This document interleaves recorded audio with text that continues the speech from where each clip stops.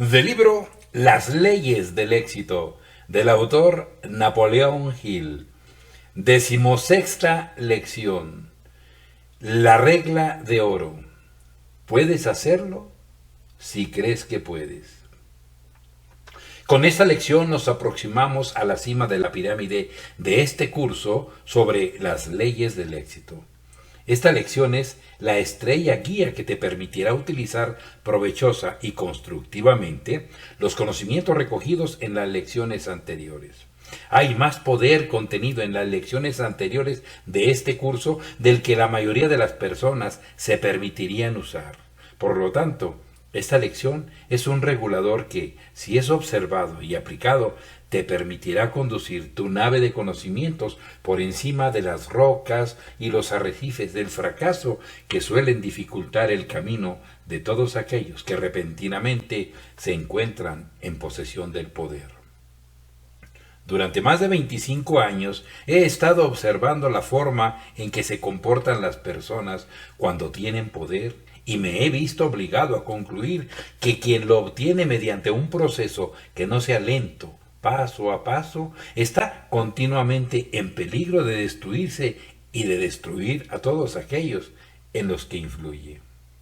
Ya debe ser evidente para ti que este curso, en su totalidad, conduce a la adquisición de un poder de unas proporciones tales que puede conseguir lo aparentemente imposible.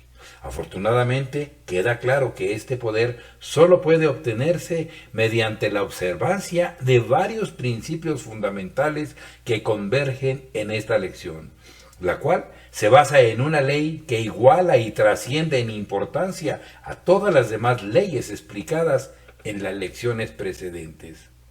Asimismo, queda claro para el estudiante serio que este poder puede perdurar únicamente mediante la observancia fiel de la ley en la que se basa esta lección, en la cual se encuentra la válvula de seguridad que protege al alumno descuidado de los peligros de sus propias necedades, y además protege a aquellas personas a las que podría poner en peligro si intentara pasar por alto lo que se indica en esta lección. Bromear con el poder que se puede obtener de los conocimientos incluidos en las lecciones anteriores de este curso, sin una plena comprensión y una estricta observancia de la ley expresada en esta lección, equivale a bromear con un poder que podría destruir tanto como es capaz de crear. Ahora no estoy hablando de algo que sospecho que es cierto, sino de algo que sé que es verdad, la verdad en la que se basa todo este curso, y esta lección en particular no es una invención mía. No hago ninguna reivindicación de ella, excepto la de haber observado su aplicación invariable en los ámbitos cotidianos de la vida durante un periodo de más de 25 años de lucha y de haber hecho todo el uso de ella que pude a la luz de mis fragilidades y debilidades humanas. Si exiges una prueba concluyente de la solidez de las leyes en las que se basa este curso en general y esta lección en particular, debo declarar mi incapacidad de ofrecértela, excepto a través de un único testigo, y ese eres tú. Puedes obtener una prueba concluyente únicamente si pruebas y aplicas estas leyes en ti mismo.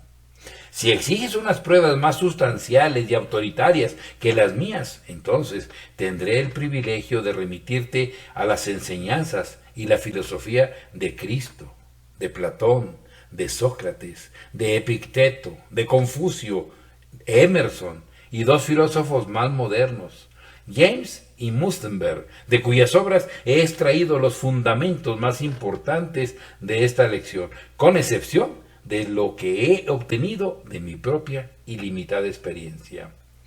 Durante más de 4000 años el hombre ha venido predicando la regla de oro como una regla adecuada para la conducta del ser humano, pero desgraciadamente el mundo ha aceptado las palabras escritas, aunque sin captar en absoluto el espíritu de este mandato universal. Hemos aceptado la filosofía de la regla de oro solamente como una regla sensata para la conducta ética, pero no hemos llegado a comprender la ley en la que se basa. He oído citar la regla de oro decenas de veces, pero no recuerdo haber oído jamás una explicación de la ley en que se basa, y empecé a comprender esta ley solo hace pocos años, por lo que me inclino a pensar que quienes la citaban no la entendían. La regla de oro consiste sustancialmente en tratar a los demás como te gustaría que te trataran a ti si las posiciones estuvieran invertidas. Pero, ¿por qué? ¿Cuál es la verdadera razón de esta amable consideración hacia los demás? La verdadera razón es esta. Hay una ley eterna, por cuyo funcionamiento uno recoge lo que siembra. Cuando eliges la regla de conducta con la que te guiarás en tus relaciones con los demás, muy probablemente serás justo y equitativo si sabes que por esa elección estás poniendo en movimiento un poder que seguirá su curso, para bien o para mal, en las vidas de otras personas y que al final regresará para ayudarte o para perjudicarte, según sea su naturaleza. Aquello que un hombre siembre, también lo recogerá. Tienes el privilegio de tratar injustamente a los demás, pero si comprendes la ley en que se basa la regla de oro, debes saber que tu trato injusto producirá su fruto amargo. Si comprendes plenamente los principios descritos en la 11ª lección, que trata sobre el pensamiento correcto, te resultará bastante fácil entender la ley en que se basa la regla de oro. No puedes forzar o cambiar el rumbo de esta ley, pero puedes adaptarte a su naturaleza y de ese modo usarla como un poder irresistible que te llevará a unas alturas de éxito que no podrías alcanzar sin su ayuda. Esta ley no se detiene en la mera devolución de tus actos de injusticia y falta de amabilidad hacia los demás, sino que va más allá, mucho más allá, y te devuelve los resultados de cada pensamiento que emites. Por lo tanto, no solo es aconsejable que trates a los demás como te gustaría que te trataran, sino que para recibir plenamente los beneficios de esta gran ley universal, debes pensar de los demás como te gustaría que piensen de ti. La ley en que se basa la regla de oro empieza a afectarte, para bien o para mal, en el momento en que liberas un pensamiento. El hecho de que generalmente la gente no comprende esta ley prácticamente ha producido una tragedia a escala mundial. A pesar de su simplicidad, es casi todo lo que hay que aprender que tenga un valor duradero para el hombre, pues es el medio por el cual nos convertimos en maestros de nuestro propio destino. Si entiendes esta ley, comprenderás todo lo que la Biblia tiene que enseñarte, pues la Biblia presenta una cadena de pruebas que respaldan el hecho de que el hombre es el creador de su propio destino y que sus pensamientos y sus actos son herramientas con las que lo crea. Durante épocas de menor ilustración y tolerancia que la actual, algunos de los más grandes pensadores que el mundo ha producido han pagado con sus vidas la osadía de revelar esta ley universal para que pudiera ser comprendida por todos. A la luz de la historia del mundo, es alentador constatar, en apoyo del hecho de que el ser humano está retirando gradualmente el velo de ignorancia e intolerancia, que no corro riesgo de sufrir un daño físico por estar escribiendo algo que hace unos siglos me habría costado la vida. Aunque este curso trata sobre las leyes más elevadas del universo que el hombre es capaz de interpretar, su propósito es mostrar cómo se pueden utilizar en los asuntos prácticos de la vida. Con este objeto de aplicación práctica en mente, procedamos ahora a analizar el efecto de la regla de oro a través del siguiente incidente: el poder de la oración. ¡No!, dijo el abogado, no insistiré en su demanda contra ese hombre. Puede buscar a otra persona para que lleve su caso o puede retirar la demanda, como usted quiera. ¿Cree que no se puede ganar dinero con ella? Probablemente se pueda ganar dinero con ella, pero provendría de la subasta de esa casita que el hombre ocupa y llama su hogar. De todos modos, no quiero mezclarme en ese asunto. ¿Lo asusta, En absoluto. Supongo que probablemente el tipo le ha rogado insistentemente para que lo deje, ¿verdad?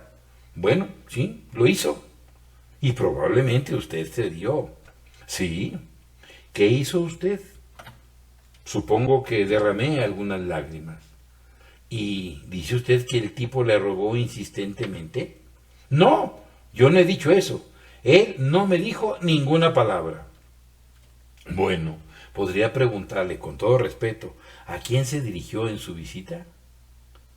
A Dios Todopoderoso. Ah, ¿se puso a rezar? No que yo sepa, al menos. Verá, encontré la pequeña casa fácilmente y llamé a la puerta, que estaba entreabierta, pero nadie me oyó, de modo que entré en el pequeño recibidor y vi, por la rendija de una puerta, una acogedora salita, y ahí, sobre la cama, con su cabeza plateada sobre las almohadas, se encontraba una anciana exactamente con el mismo aspecto que tenía mi madre la última vez que la vi en este mundo.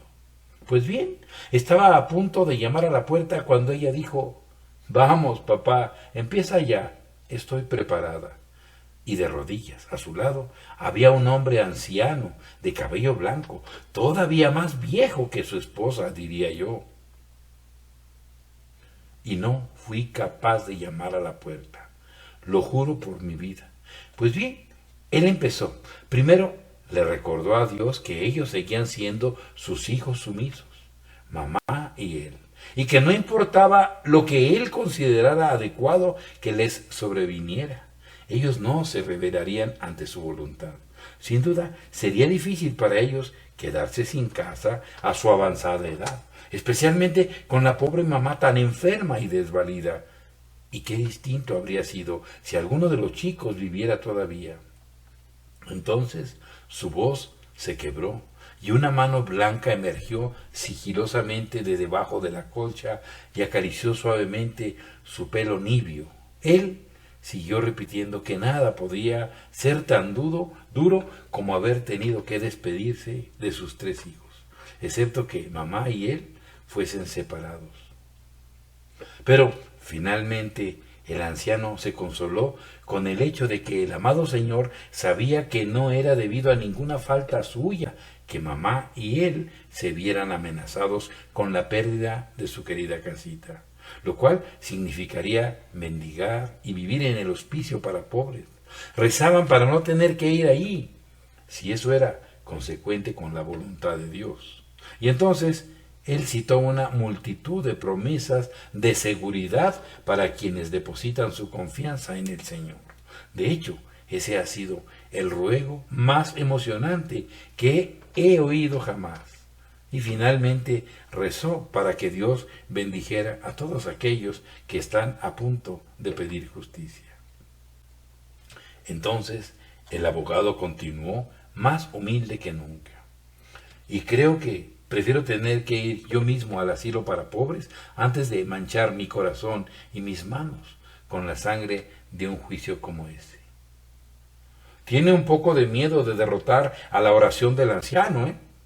Por Dios, hombre, no es posible derrotarla, dijo el abogado. Le digo que dejo todo en manos de Dios, pero afirmo que se nos ha dicho que debemos dar a conocer nuestros deseos al Señor. De todos los alegatos que he oído en mi vida, ese lo supera con creces. Verá, en mi infancia me enseñaron ese tipo de cosas. De cualquier modo, ¿por qué fui enviado a oír esa plegaria? Estoy seguro de que no lo sé, pero no le paso este caso a otra persona. Ojalá, dijo el cliente moviéndose intranquilo, usted no me hubiera hablado de la oración del anciano. ¿Por qué motivo? Bueno, porque quiero el dinero que me daría esa casa, pero me enseñaron la Biblia de una forma bastante directa. Cuando era niño y odiaría oponerme a lo que usted me cuenta, ojalá no hubiera escuchado ni una palabra al respecto y en otra época no habría escuchado peticiones que estaban dirigidas a mis oídos. El abogado sonrió. Mi querido amigo, dijo, vuelve a equivocarse otra vez. Estaba dirigido a mis oídos y a los suyos también, y Dios Todopoderoso quiso que así fuera. Si mal no recuerdo, mi anciana madre solía contar que Dios se movía de maneras misteriosas. Bueno, mi madre solía contar eso también, dijo el demandante, mientras retorcía los papeles de la demanda entre sus dedos. Si quiere, puede llamar mañana por la mañana y decirles a mamá y a él que la demanda ha sido retirada. Ni esta lección ni el curso del que forma parte se basan en un llamamiento a la sensiblería, pero no se puede escapar a la verdad de que el éxito en su forma más elevada y noble finalmente lo lleva a uno a ver todas las relaciones humanas con un sentimiento de profunda emoción como el que este abogado tuvo al escuchar la oración del anciano. Quizá esta sea una idea anticuada, pero de algún modo no puedo evitar creer que nadie puede alcanzar el éxito en su forma más elevada sin la ayuda de la oración sincera. La oración es la llave con la que uno puede abrir la puerta secreta a la que me referí en la 11ª lección. En estos tiempos de asuntos mundanos, cuando el pensamiento predominante de la mayoría de gente está centrado en la acumulación de riqueza o en la lucha por la mera subsistencia, es fácil y natural que subestimemos el poder de la oración sincera. No estoy diciendo que debas recurrir a la oración como un medio para resolver tus problemas cotidianos que exigen una atención inmediata. No voy a ir tan lejos en un curso de formación que será estudiado principalmente por quienes buscan en él el camino hacia un éxito que se mide en dinero. Pero te puedo sugerir modestamente que al menos le des una oportunidad a la oración cuando todo lo demás no consiga proporcionarte un éxito satisfactorio. 30 hombres despeinados y con los ojos enrojecidos formaban una fila delante del juez del Tribunal Correccional de San Francisco. Era el grupo habitual de borrachos y revoltosos. Algunos eran viejos y se habían endurecido, otros inclinaban la cabeza avergonzados. Justo cuando el desorden momentáneo de la entrada de los prisioneros se tranquilizó, ocurrió algo extraño. Una voz fuerte y clara, proveniente de la parte inferior, comenzó a cantar. Anoche mientras dormía tuve un sueño muy bonito. Anoche. Para todos ellos había sido una pesadilla o el estupor de una borrachera. La canción fue un contraste tan grande con la terrible realidad, pero nadie pudo evitar conmocionarse repentinamente ante el pensamiento que la canción sugería. Estaba en la vieja Jerusalén junto al templo que hay ahí. Y continuaba la canción. El juez hizo una pausa, hizo sus averiguaciones tranquilamente. Un antiguo miembro de una famosa compañía de ópera conocida en el país entero estaba esperando un juicio por falsificación. Era él quien cantaba en su celda. Entretanto, la canción continuaba y todos los hombres de la fila dejaban ver su emoción.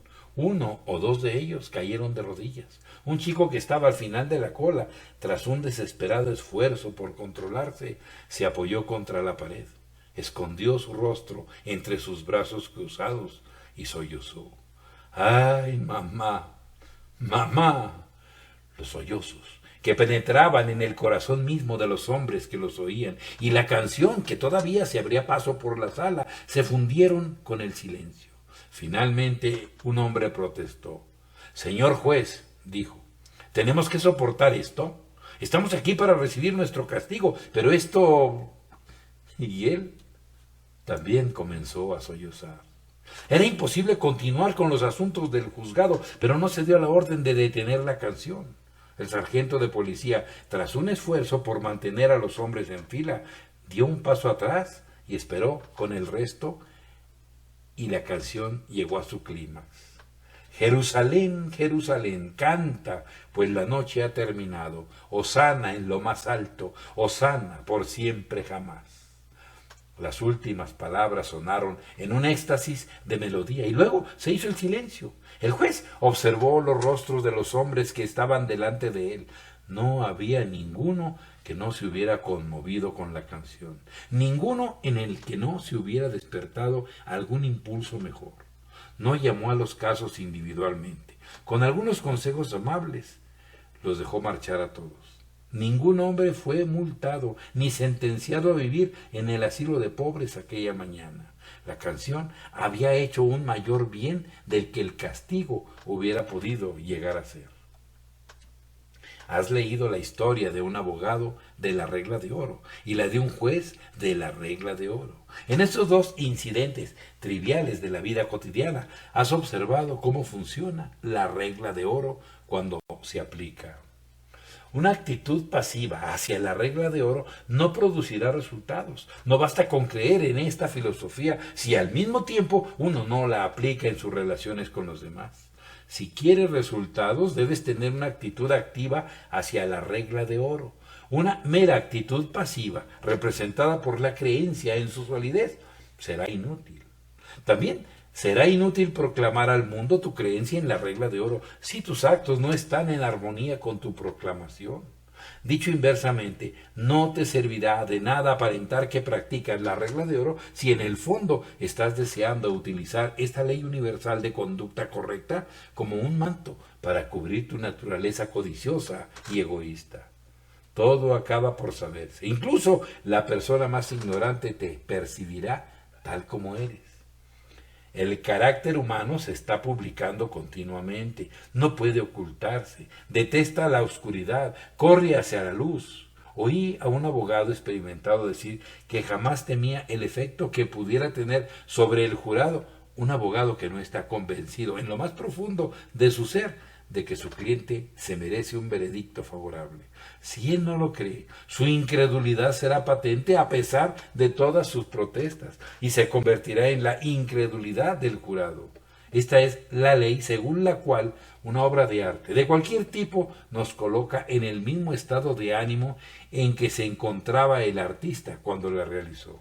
Aquello que no creemos no lo podemos expresar adecuadamente, aunque repitamos las palabras con mucha frecuencia. Esta fue la convicción que expresó Swedenborg cuando describió a un grupo de personas en el mundo espiritual que intentaban en vano expresar una propuesta en la que no creían, no lo conseguían, por mucho que movieran y arrugaran los labios, incluso hasta la indignación. Un hombre deja ver lo que vale, lo que él es se graba en su rostro, en su forma, en sus fortunas, en letras de luz que todos pueden leer, excepto él mismo. Si quieres que se te conozca por haber hecho algo, no lo hagas jamás. Un hombre puede hacerse el tonto en los terrenos de acarreo del desierto, pero parecerá que cada grano de arena lo ve. Emerson. En esta cita, Emerson hace referencia a la ley en que se basa la filosofía de la regla de oro, y tenía en mente esa misma ley cuando escribió lo siguiente. Cada violación de la verdad no solo es una especie de suicidio para el mentiroso, sino que es también una puñalada a la salud de la sociedad humana. En la mentira más provechosa, la marcha de los acontecimientos pondrá luego una carga destructiva, mientras que la franqueza resulta ser la mejor de las tácticas, pues invita a la franqueza, coloca a ambas partes en una relación conveniente y convierte el intercambio en una amistad. Confía en los hombres y ellos te serán fieles. Trátalos con grandeza y se mostrarán grandes, aunque hagan una excepción a tu favor en todas sus reglas de comercio. La filosofía de la regla de oro se basa en una ley que ninguna persona puede evadir. Esta ley es la misma que se describe en la 11ª lección, que trata sobre el pensamiento correcto, con cuyo funcionamiento los pensamientos que tenemos se convierten en realidad, correspondiéndose exactamente con su naturaleza. Una vez que reconocemos el poder creativo de nuestros pensamientos, se acaba el esforzarnos para obtener lo que queremos y se acaba el conseguirlo a expensas de otra persona, ya que, según la hipótesis de que podemos crear lo que deseamos, la forma más sencilla de obtenerlo no es arrebatárselo a alguien, sino crearlo para nosotros. Y puesto que no hay límite al pensamiento, no puede haber necesidad de esforzarse para conseguirlo. Que todo el mundo pueda obtener lo que quiera de esta manera, significa erradicar la lucha, la necesidad, la enfermedad, la tristeza de la tierra. Ahora bien, la Biblia descansa precisamente sobre este supuesto del poder creativo de nuestros pensamientos. Si no fuera así, ¿cuál sería el significado de ser salvados por la fe? La fe es esencialmente pensamiento y por lo tanto cada llamada a tener fe en Dios es una llamada a confiar en el poder de tus propios pensamientos acerca de Dios. Según tu fe, te será dado. Dice el Antiguo Testamento. Todo el libro no es más que una declaración continua del poder creativo del pensamiento. La ley de la individualidad del hombre es, por lo tanto, la ley de la libertad y es igualmente el Evangelio de la paz, pues cuando comprendemos verdaderamente la ley de nuestra propia individualidad, vemos que esa misma ley encuentra su expresión en todos los demás y en consecuencia honraremos la ley en los demás exactamente en la misma medida en la que valoramos en nosotros mismos. Hacer esto es seguir la regla de oro, de tratar a los demás como nos gustaría que nos trataran. Y puesto que sabemos que la ley de la libertad de nosotros mismos debe incluir el libre uso de nuestro poder creativo, ya no hay ningún aliciente para infringir los derechos de los demás, ya que podemos satisfacer nuestros propios deseos mediante el ejercicio de nuestro conocimiento de la ley. Cuando esto se llega a entender, la cooperación ocupa el lugar de la competencia, con el resultado de que se elimina toda base para la enemistad, ya sea entre personas, clases o naciones. La cita precedente es del libro Misterio y Significado de la Biblia, del juez T. Troward, publicado por Robert McBride and Company, Nueva York. El juez Troward fue autor de varios interesantes volúmenes, entre ellos las conferencias de Edimburgo, que recomiendo a todos los estudiantes de este curso. Si deseas saber qué le ocurre a una persona cuando hace caso omiso de la ley en que se basa la regla de oro, elige a cualquier individuo de tu vecindario que sepas que vive con el único propósito dominante de acumular riqueza y que no tenga ningún escrúpulo respecto a cómo obtenerla. Estúdialo y verás que no hay calidez en su alma, que no hay amabilidad en sus palabras y que no hay cordialidad en su rostro. Se ha convertido en un esclavo de su deseo de riqueza. Está demasiado ocupado para disfrutar de la vida y es demasiado egoísta para desear ayudar a los demás a disfrutarla.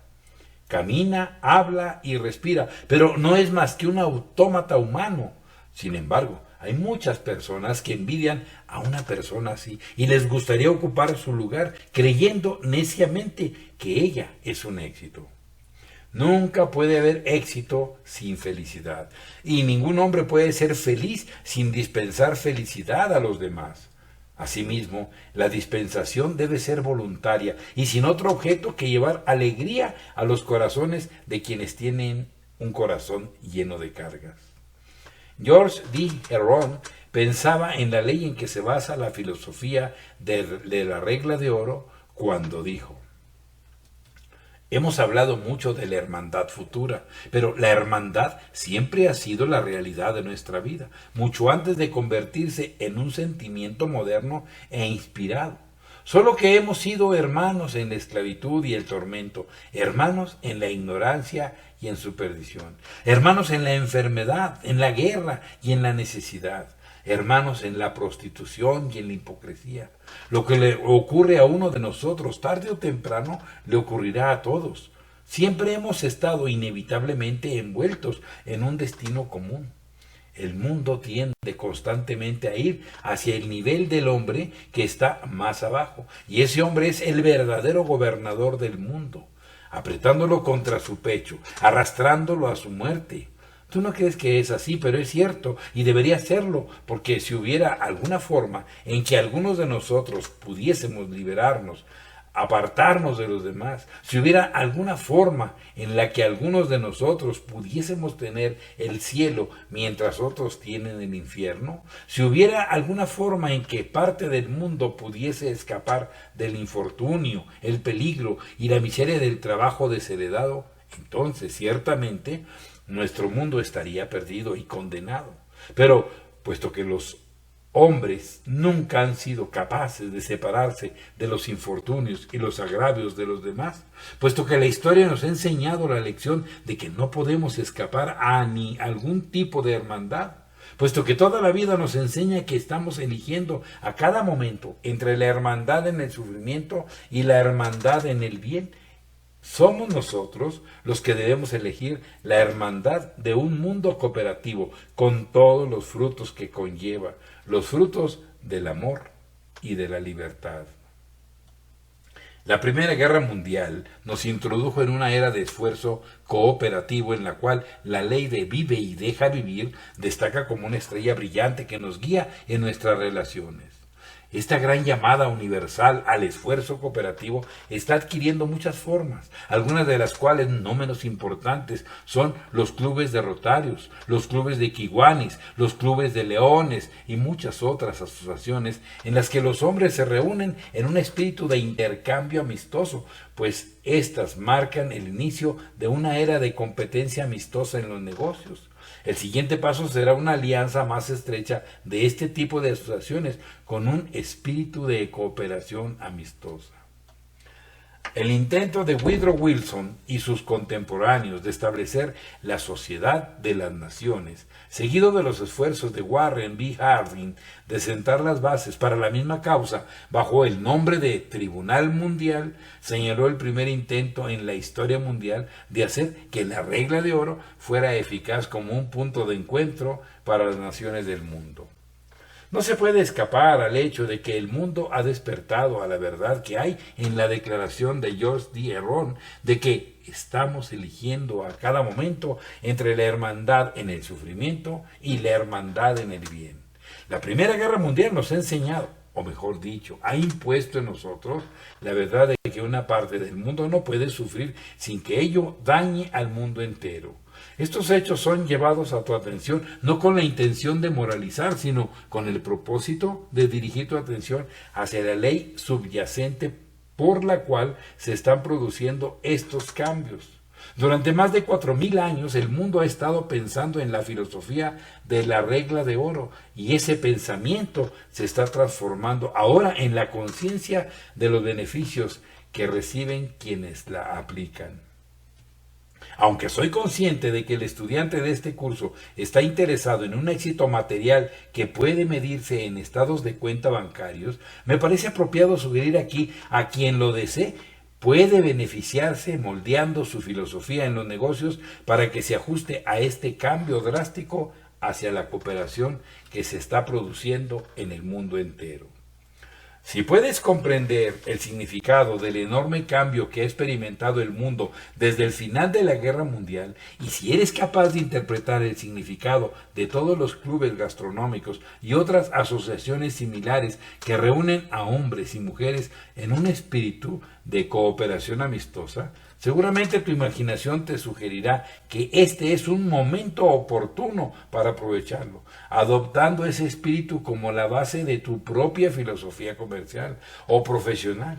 Dicho inversamente, debería ser evidente para todos los que pretendan pensar correctamente que se acerca una época en la que dejar de adoptar la regla de oro como base de tu filosofía comercial o profesional equivaldría a un suicidio económico. Quizá te hayas preguntado por qué no se ha abordado el tema de la honradez como prerequisito para el éxito en este curso. Y si es así, encontrarás la respuesta en esta lección. La filosofía de la regla de oro, si se comprende y aplica correctamente, hace que la falta de honradez sea imposible. Más que eso, imposibilita todas las demás cualidades destructivas como el egoísmo, la codicia, la envidia, la intolerancia, el odio y la malicia. Cuando aplicas la regla de oro, te conviertes al mismo tiempo en el juez y el juzgado, en el acusado y el acusador. Esto lo coloca a uno en una posición en la que la honradez comienza en su propio corazón, con uno mismo, y se extiende a todos los demás con igual efecto. La honradez que se basa en la regla de oro no es el tipo de honradez que solo reconoce la conveniencia. No es ningún mérito ser honrado, ya que obviamente la honradez es la táctica más beneficiosa si uno no quiere perder a un buen parroquiano o a un cliente valioso, o ser enviado a la cárcel por estafa. Pero cuando la honradez significa una pérdida material, temporal o permanente, entonces se convierte en un honor del grado más alto para todo aquel que la practica. Una honradez de ese tipo tiene su recompensa apropiada en el poder de carácter y la buena reputación de que disfrutan todos los que se la merecen. Quienes comprenden y aplican la filosofía de la regla de oro son siempre escrupulosamente honrados, no solo por su deseo de ser justos con los demás, sino también por su deseo de ser justo consigo mismo. Entienden la ley eterna en que se basa la regla de oro y saben que a través del funcionamiento de dicha ley, todos los pensamientos que liberan y todos los actos que realizan tienen su equivalente en algún hecho o circunstancia con el que más adelante se enfrentarán. Los filósofos de la regla de oro son honrados porque comprenden la verdad de que la honradez añade a su propio carácter ese algo esencial que le aporta vida y poder. Quienes entienden la ley por la que opera la regla de oro envenenarían su propia agua de beber tan pronto como cometieran un acto de injusticia hacia otra persona, pues saben que una injusticia inicia una cadena de casualidades que no solo les traerá sufrimiento físico, sino que además destruirá su carácter, manchará su reputación e imposibilitará la consecución de un éxito duradero. La ley por la cual funciona la filosofía de la regla de oro no es otra que la ley por la cual funciona el principio de la autosugestión. Esta afirmación te sugiere algo a partir de lo cual deberías ser capaz de hacer una deducción de largo alcance e inestimable valor.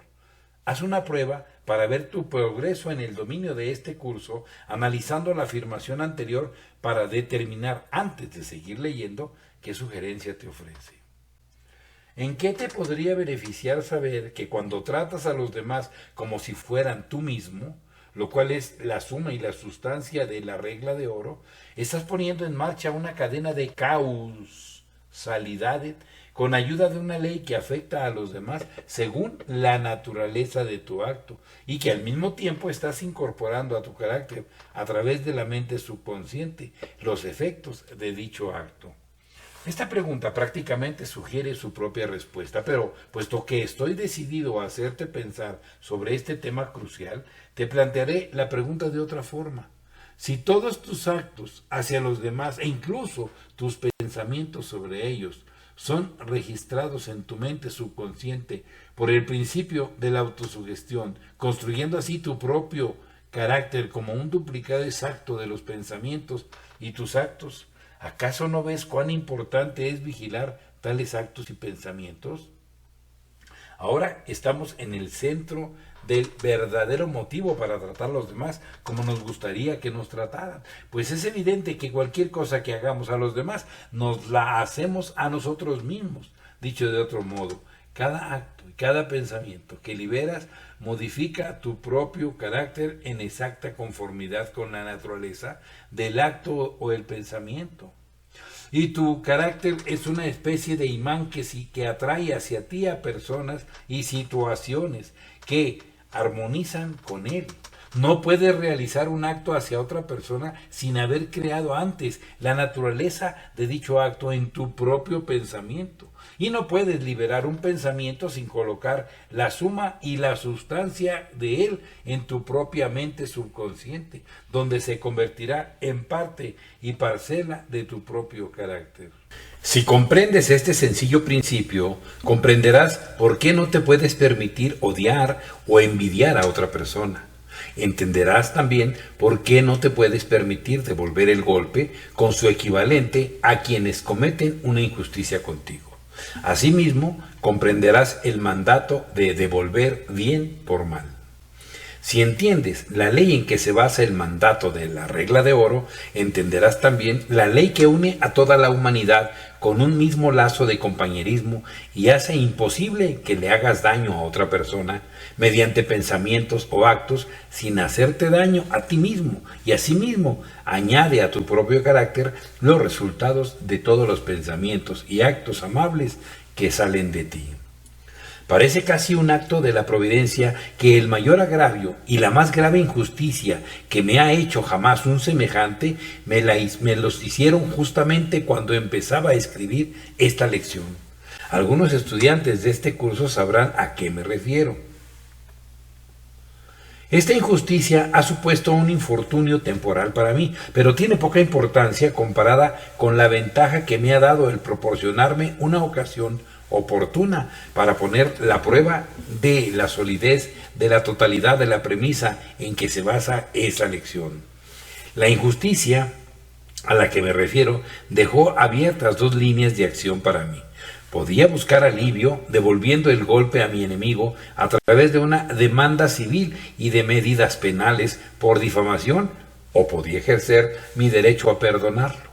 Una línea de acción me habría aportado una suma de dinero sustancial y la alegría y satisfacción que podría haber en el hecho de derrotar y castigar al enemigo. La otra línea de acción me habría aportado el respeto a uno mismo del que disfrutan todas aquellas personas que se han enfrentado con éxito a una prueba y han descubierto que han evolucionado hasta el punto de que pueden recitar el Padre Nuestro y decirlo en serio. Yo elegí la segunda línea. Lo hice a pesar de las recomendaciones de amigos personales cercanos de devolver el golpe y a pesar de la oferta de un importante abogado de hacerlo por mí sin ningún coste. Pero dicho abogado se ofrecía a hacer lo imposible, ya que ningún hombre puede devolver el golpe a una persona sin ningún coste. El coste no es siempre monetario, pues hay otras cosas con las que uno puede pagar que son más queridas que el dinero. Intentar que alguien que no conoce la ley en que se basa la regla de oro entienda por qué me negué a devolverle el golpe a ese enemigo sería tan inútil como intentar explicarle a un simio la ley de la gravedad. Si comprendes esta ley, comprenderás también por qué decidí perdonar a mi enemigo. En el Padre Nuestro se nos dice que debemos perdonar a nuestros enemigos, pero este mandato caerá en oídos sordos si quien lo escucha no comprende la ley en que está basado. Esa ley no es otra que aquella en que se basa la regla de oro. Es la ley que constituye los cimientos de toda esta lección y por la cual debemos cosechar inevitablemente aquello que sembramos. No se puede escapar al funcionamiento de esta ley, ni tenemos ningún motivo para intentar evitar sus consecuencias sin poner en movimiento pensamientos y actos destructivos. Para que podamos describir de una forma más concreta la ley en que se basa esta lección, vamos a representarla con un código ético que podría adoptar la persona que quisiera seguir literalmente el mandato de la regla de oro de la siguiente manera. Mi código de ética. 1. Creo en la regla de oro como la base de toda conducta humana. Por lo tanto, jamás le haré a otra persona aquello que no me gustaría que ella me hiciera a mí si nuestros lugares fuesen intercambiados. 2. Seré honrado, incluso hasta el mínimo detalle, en mi trato con los demás, no solo por mi deseo de ser justo con ellos, sino también por mi deseo de imprimir la idea de honradez en mi propia mente subconsciente, incorporando así esta cualidad esencial a mi propio carácter. 3. Perdonaré a quienes sean injustos conmigo, sin pensar si se lo merecen o no, porque entiendo la ley por la cual el perdonar a los demás fortalece mi propio carácter y borra los efectos de las propias transgresiones de mi mente subconsciente. 4. Siempre seré justo, generoso e imparcial con los demás, aunque sepa que estos actos no serán percibidos o recompensados en los términos habituales de recompensa, porque entiendo y pretendo aplicar la ley con cuya ayuda el carácter de una persona es la suma total de sus actos y sus hechos. 5. El tiempo que pueda tener para dedicar al descubrimiento y la exposición de las debilidades y faltas de otras personas, lo dedicaré de una forma más provechosa al descubrimiento y corrección de las mías. 6. No calumniaré a nadie, por mucho que crea que la persona se lo merezca, porque no deseo sembrar sugestiones destructivas en mi propia mente subconsciente. 7. Reconozco el poder del pensamiento como una entrada que conduce al interior de mi cerebro desde el océano universal de la vida. Por lo tanto, no dejaré pensamientos destructivos flotando en dicho océano para que no contaminen las mentes de los demás. 8. Dominaré la habitual tendencia humana hacia el odio, la envidia, el egoísmo, los celos, la malicia, el pesimismo, la duda y el miedo, porque creo que son la semilla a partir de la cual el mundo recoge la mayoría de sus problemas. 9. Cuando mi mente no esté ocupada con pensamientos que tiendan a la consecución de mi claro objetivo principal en la vida, la mantendré llena, voluntariamente, de pensamientos de valentía, seguridad en mí mismo, buena voluntad hacia los demás, fe, bondad, lealtad, amor por la verdad y justicia. Pues creo que esas son las semillas de las que el mundo recoge su cosecha de crecimiento progresivo. 10. Entiendo que una mera creencia pasiva en la solidez de la filosofía de la regla de oro no sirve absolutamente de nada, ni para mí ni para los demás. Por lo tanto, pondré activamente en funcionamiento esta regla universal para bien en todos mis intercambios con los demás. 11. Entiendo la ley por cuyo funcionamiento se desarrolla mi propio carácter a partir de mis propios actos y pensamientos. Por lo tanto, vigilaré de cerca todo lo que interviene en su desarrollo. 12. Puesto que me doy cuenta de que la felicidad duradera proviene únicamente de ayudar a los demás a encontrarla y que ningún acto de bondad queda sin recompensa, aunque es posible que nunca se pague de una forma directa, me esforzaré por ayudar a otras personas cuando y donde se presente la oportunidad. A lo largo de todo este curso habrás notado que se hace una referencia frecuente a Emerson. Todos los estudiantes del curso deberían tener un ejemplar de los ensayos de Emerson, y el ensayo sobre la compensación debería leerse y estudiarse al menos cada 3 meses. Cuando lo leas, fíjate que trata acerca de la misma ley en que se basa la regla de oro. Algunas personas creen que la filosofía de la regla de oro no es más que una teoría y que no está relacionada en modo alguno con una ley inmutable. Estas personas han llegado a la conclusión por experiencias personales en las que prestaron un servicio a otros sin disfrutar de los beneficios de una reciprocidad directa. ¿Cuántas personas hay que no hayan prestado un servicio a los demás que no fuera correspondido o apreciado? Estoy seguro de que yo he tenido esa experiencia, no una, sino muchas veces, pero también estoy seguro de que tendré experiencias similares en el futuro y que no dejaré de ayudar a los demás solamente porque ellos no me correspondan y no aprecien mis esfuerzos. Y este es el motivo. Cuando presto un servicio a otra persona o realizo un acto de bondad, almaceno en mi mente subconsciente el efecto de mis esfuerzos, lo cual se podría comparar con cargar una batería eléctrica. Luego, si realizo un número suficiente de actos de ese tipo, habré desarrollado un carácter positivo, dinámico, que atraerá hacia mí a personas que armonicen con mi propio carácter o se asemejen a él. Las personas a las que atraiga me corresponderán con los actos de bondad y de servicio que yo he prestado a otras, y así la ley de la compensación habrá equilibrado la balanza de la justicia para mí, devolviéndome a través de una fuente completamente distinta los resultados del servicio que yo presté. ¿Has oído decir con frecuencia que la primera venta de un vendedor debería hacer a sí mismo, lo cual significa que, a menos que se convenza primero de los méritos de sus productos, no será capaz de convencer a los demás? Aquí una vez más entra en juego la ley de la atracción, pues es sabido que el entusiasmo es contagioso, y cuando un vendedor muestra un gran entusiasmo por sus productos, despierta el correspondiente interés en las mentes de otras personas. Podrás comprender esta ley con bastante facilidad si imaginas que eres una especie de imán humano que atrae a aquellas personas cuyo carácter armoniza con el tuyo. Al verte como un imán que atrae hacia ti a quienes armonizan con tus características dominantes y repele a los que no lo hacen, deberías tener en cuenta también que tú eres el creador de ese imán y que puedes cambiar su naturaleza para que encaje con cualquier ideal que desees establecer y seguir. Y el hecho más importante que deberías tener presente es que todo este proceso de cambio tiene lugar a través del pensamiento. Tu carácter es la suma total de tus pensamientos y tus actos. Esta verdad se ha dicho de muchas maneras distintas a lo largo de este curso. Debido a esta gran verdad, es imposible que prestes cualquier servicio útil o realices cualquier acto de bondad hacia otras personas sin que ello te beneficie.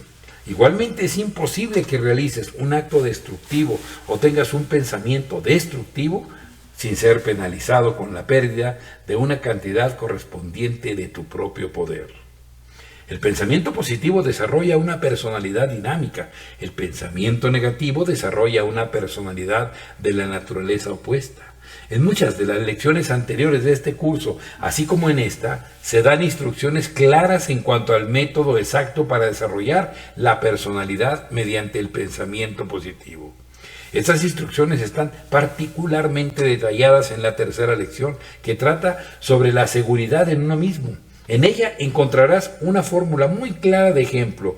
Todas las fórmulas ofrecidas en este curso tienen el propósito de ayudarte a dirigir conscientemente el poder del pensamiento para desarrollar una personalidad que atraiga a la gente que pueda ayudarte a alcanzar tu claro objetivo personal. No necesitas ninguna prueba de que tus actos hostiles o crueles hacia otras personas producen el efecto de la revancha. Además, la revancha suele ser clara e inmediata. Asimismo, no necesitas ninguna prueba de que puedes conseguir más si tratas a los demás de manera tal que quieran cooperar contigo.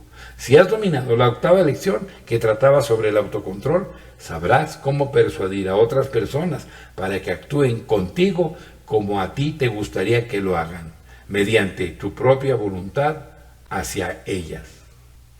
La ley del ojo por ojo y diente por diente se basa en la misma ley según la cual funciona la regla de oro. No es nada más que la regla de la compensación con la que todos estamos familiarizados. Incluso la persona más egoísta responderá a esta ley, porque no lo podrá evitar. Si hablo mal de ti, aunque diga la verdad, tú no pensarás bien de mí. Además, lo más probable es que me pagues con la misma moneda. Pero si hablo de tus virtudes, pensarás bien de mí y por lo general, cuando se presente la oportunidad, me corresponderás de una forma equivalente. A través del funcionamiento de esta ley de la atracción, las personas desinformadas están atrayendo continuamente problemas, tristeza, odio y la oposición de los demás mediante sus palabras no vigiladas y sus actos destructivos. Trata a los demás como te gustaría que te trataran. Hemos oído este mandato miles de veces y sin embargo, ¿cuántos de nosotros comprendemos la ley en la que se basa? Para que este mandato quede un poco más claro, me gustaría expresarlo en mayor detalle aproximadamente de la siguiente manera. Trata a los demás como te gustaría que te trataran, teniendo presente que la naturaleza humana tiende a pagar con la misma moneda. Confucio debe de haber tenido en mente la ley de la compensación cuando expresó la filosofía de la regla de oro aproximadamente de esta manera. No hagas a los demás lo que no te gustaría que te hicieran a ti.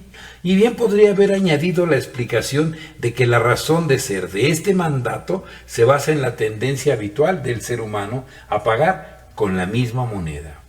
Quienes no entienden la ley en que se basa la regla de oro se inclinan a argumentar que no funcionará porque el hombre tiende al principio de exigir ojo por ojo y diente por diente, lo cual no es ni más ni menos que la ley de la compensación. Si fuesen en un paso más allá en su razonamiento, comprenderían que están viendo los efectos negativos de esta ley y que esa misma ley es capaz de producir también efectos positivos. En otras palabras, si no quieres que te arranquen tu propio ojo, entonces guárdate de esa desgracia negándote a arrancarle el ojo a otra persona. Ve un paso más allá y realiza un acto de servicio benévolo y útil hacia ella, y por el funcionamiento de esta misma ley de la compensación, ella te prestará un servicio similar. Y si no correspondiera a tu bondad, entonces ¿qué? De cualquier modo, te habrás beneficiado gracias al efecto que tendrá tu acto en tu propia mente subconsciente. Así pues, al realizar actos de bondad y aplicar siempre la filosofía de la regla de oro, seguramente recibirás beneficios de una fuente y al mismo tiempo, muy probablemente, tendrás la oportunidad de recibirlos de otra fuente también. Puede ocurrir que bases todos tus actos hacia los demás en la regla de oro sin disfrutar directamente de ninguna compensación durante un largo periodo de tiempo, y es posible que las personas para las que has realizado esos actos de bondad jamás te correspondan. Pero, entre tanto, habrás estado añadiendo vitalidad a tu propio carácter, y tarde o temprano, ese carácter positivo que has estado construyendo comenzará a imponerse y descubrirás que has estado recibiendo interés compuesto sobre interés compuesto a cambio de esos actos que aparentemente se habían desperdiciado en personas que ni los apreciaron ni los correspondieron. Recuerda que tu reputación la crean los demás, pero tu carácter lo creas tú. Te interesa que tu reputación sea buena, pero no puedes estar seguro de que lo será, puesto que es algo que existe fuera de tu propio control, en las mentes de los demás, ya que es lo que los demás creen que eres. Pero cuando se trata de tu carácter es distinto. Tu carácter es lo que tú eres como resultado de tus pensamientos y tus actos. Tú lo controlas. Puedes conseguir que sea débil, bueno o malo. Cuando estás satisfecho y sabes que tu carácter está por encima de toda crítica, no tienes que preocuparte por tu reputación, porque tu carácter sea destruido o dañado por cualquiera que no seas tú, es tan imposible como destruir la materia o la energía. Esa es la verdad que Emerson tenía en mente cuando dijo: una victoria política, una subida de las rentas, la recuperación de un enfermo o el regreso de un amigo ausente o algún otro hecho externo te levanta el ánimo y crees que tus días están arreglados para ti. No lo creas. Eso nunca puede ser así. Nada puede darte paz excepto el triunfo de los principios. Un motivo para ser justos con los demás es que dicha acción puede hacer que te paguen con la misma moneda, pero un motivo mejor es el hecho de que la bondad y la justicia con los demás desarrolla un carácter positivo en todo aquel que realiza estos actos. Puedes dejar de darme la recompensa que me merezco por haberte prestado un servicio útil, pero nadie puede privarme de los beneficios que se derivan de ella en tanto que se añaden a mi propio carácter. Estamos viviendo en una gran era industrial. Por todas partes vemos las fuerzas de la evolución realizando grandes cambios en el método y la forma de vivir y reorganizando las relaciones entre las personas en la búsqueda corriente de vida, libertad y un sustento. Esta es una era de esfuerzo organizado. En todas partes vemos evidencias de que la organización es la base de todo éxito financiero, y aunque en la consecución del éxito entran otros factores distintos al de la organización, este factor sigue siendo el más importante. Esta era industrial ha creado dos términos relativamente nuevos. Uno es capital y el otro es trabajadores. El capital y los trabajadores constituyen las principales ruedas en la maquinaria del esfuerzo organizado. Estas dos grandes fuerzas disfrutan del éxito en proporción exacta con la medida en que ambas comprenden y aplican la filosofía de la regla de oro. No obstante, a pesar de esto, la armonía entre estas dos fuerzas no siempre prevalece, gracias a los destructores de confianza que se ganan la vida sembrando la semilla de la discordia y agitando la lucha entre patrones y empleados. Durante los últimos 15 años he dedicado una cantidad de tiempo considerable al estudio de las causas de desacuerdo entre patrones y empleados. Además, he recibido mucha información sobre este tema de otros hombres que también lo han estado estudiando. Solo hay una solución que, si es comprendida por todos los implicados, llevará armonía al caos y establecerá una perfecta relación de trabajo entre el capital y los trabajadores. Esta solución no es una invención mía, se basa en la gran ley universal de la naturaleza y ha sido expresada por uno de los grandes hombres de esta generación en las siguientes palabras.